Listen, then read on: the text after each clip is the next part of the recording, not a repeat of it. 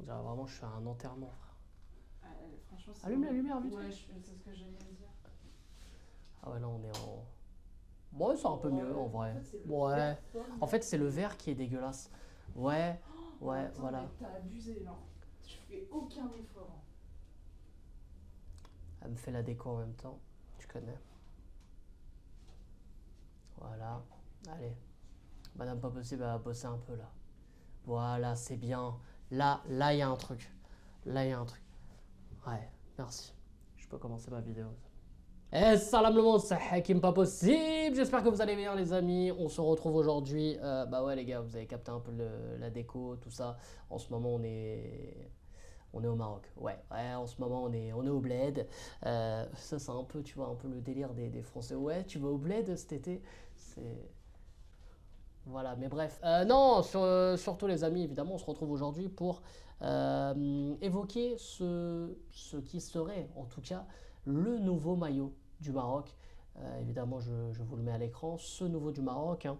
Ce nouveau maillot du Maroc, pardon, qui devrait être bah voilà, dès septembre. Hein. Dès septembre, parce que comme ça avait été annoncé, dès septembre, Puma, qui est du coup l'équipementier de l'équipe nationale, devrait voilà, nous offrir de nouveaux maillots. Et si c'est celui-ci, les gars, ben c'est encore un scandale. Le maillot, il est flingué. Alors oui, je sais que parfois ça peut être compliqué, le mélange de quelques couleurs, notamment rouge, vert.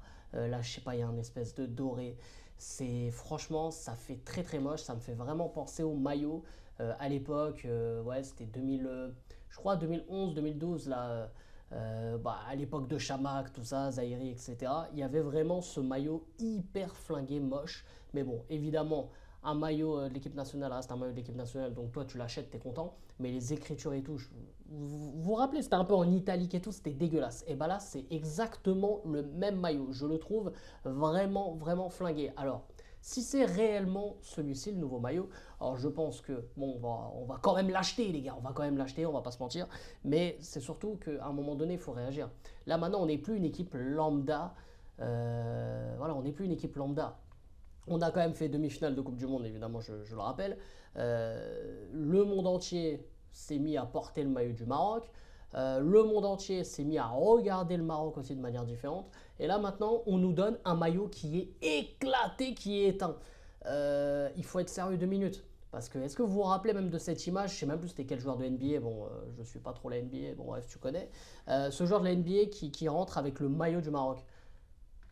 Il avait un flot de ouf, hein, ce maillot-là du Maroc. Encore le maillot de la Coupe du Monde, moi je trouve, hein, en tout cas le maillot domicile extérieur, était plus que potable, notamment avec le côté vintage de la Coupe du Monde 98. Mais après le reste, les gars, ces dernières années, c'était des maillots pas terribles, quoi.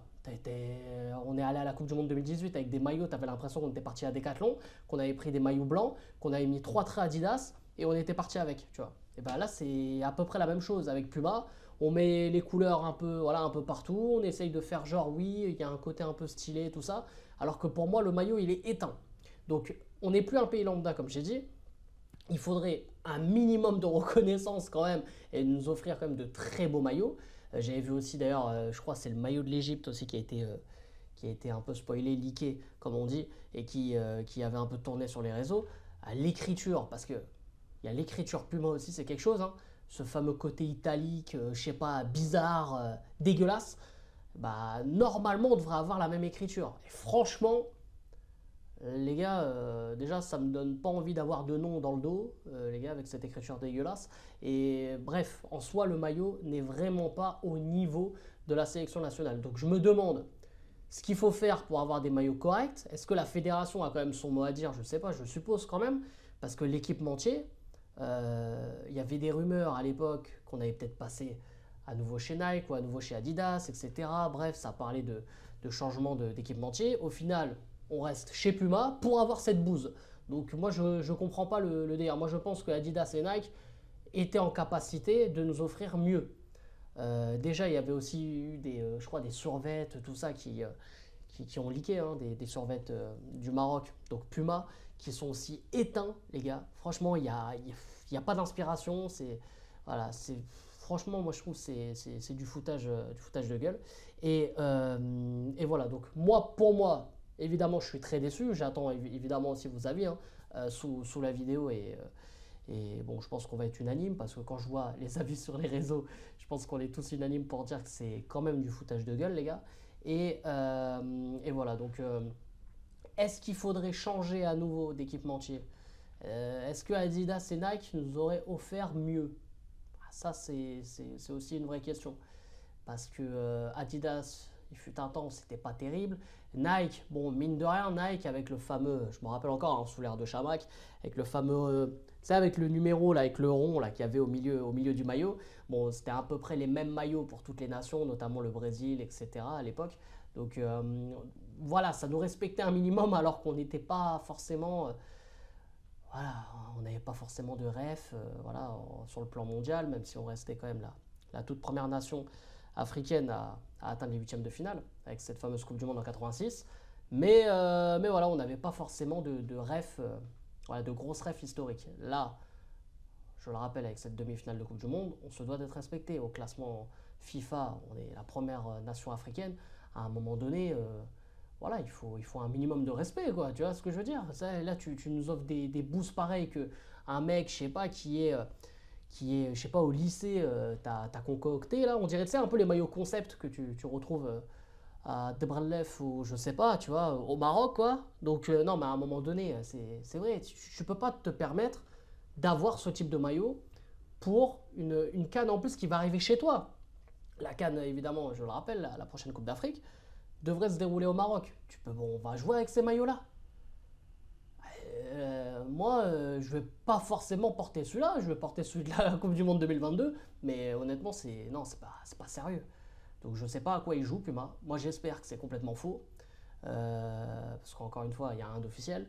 C'est voilà, plusieurs médias marocains, plusieurs médias sportifs qui ont relayé ce leak, mais personnellement, non, je serais dégoûté. Hein. Personnellement, je serais dégoûté. Donc voilà, moi, les gars, je sais même pas. En plus, non, je comptais offrir un maillot, ça aussi, c'est vrai que je l'avais promis en live, offrir un maillot Maroc avec marqué Brahim Diaz derrière. Ah, les gars, là, je suis plus trop chaud, quoi. Je suis plus trop chaud. Non, franchement, le maillot est dégueulasse.